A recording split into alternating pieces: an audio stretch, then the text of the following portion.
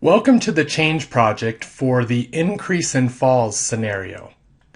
Within this introduction, we will be discussing resources within this situation room, along with the details of the scenario you have chosen.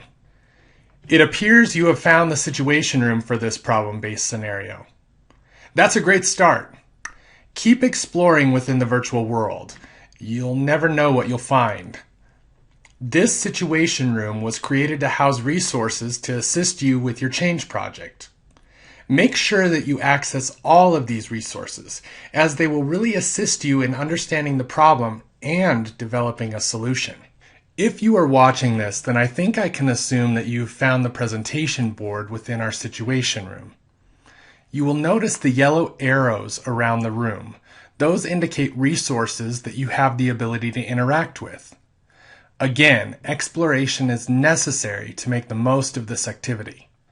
To assist you with the research that may be required to evaluate your problem and find a solution, we have created an extensive list of web resources that will assist you.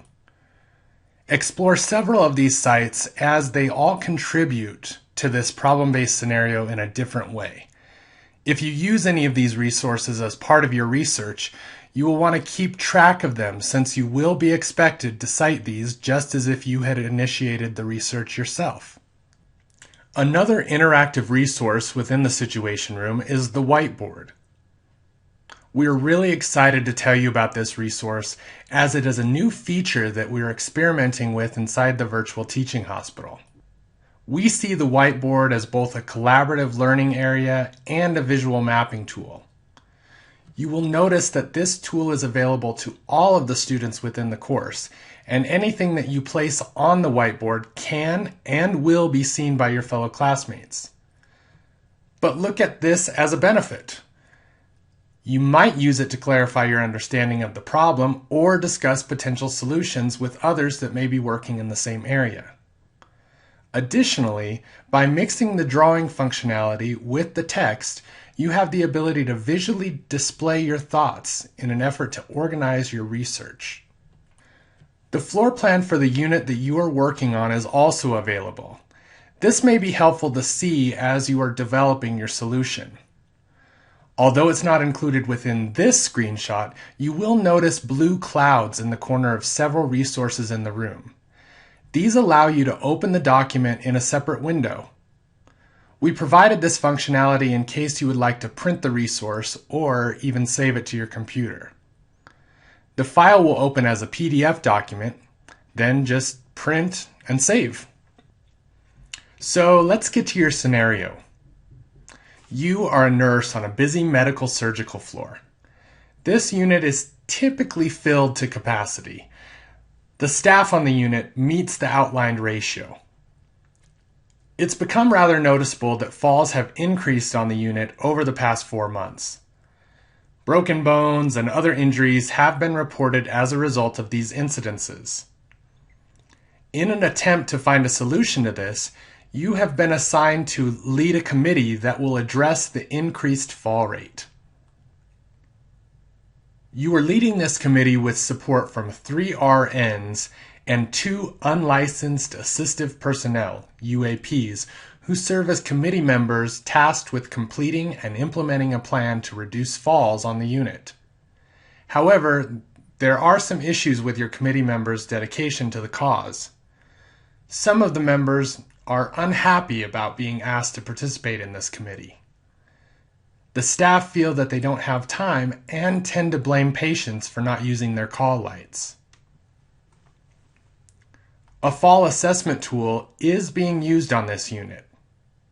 Also remember, falls that result in injury are reportable as sentinel events. The fall assessment tool mentioned on the previous slide is currently being used to identify fall risk. However, no follow-up is occurring. Additionally, no scheduled rounding is occurring due to the volume of admissions and discharges on the unit. The creation of your committee was initiated by hospital administration since the increase in falls had created a counterproductive work environment for the staff. As mentioned before, there is a problem with staff blaming one another as well as patients for the increase in falls. RNs and UAPs on the unit director, the safety committee, hospital management, and all patients are involved in this issue. Initially, we started to notice an increase in falls about 4 months ago. At that time, falls had actually increased by 150%. As you can see, we really need to act now. So let's go over what you're responsible for. You and your team members are individually responsible for maintaining a safe unit. You should also focus on remaining active in proactively addressing any safety issues you or your coworkers might notice. This should be a regular topic of conversation within your safety committee meetings. Compliance should also be a major topic of conversation within these meetings. To stay compliant, we must report all falls to state agencies. However, only falls that result in injury must be reported to the Joint Commission. As you're researching this issue and developing a solution, you may want to think about how you might address this culture of teamwork on the unit. Additionally, you may want to think about how you might respond to the attitude of blaming others amongst the staff.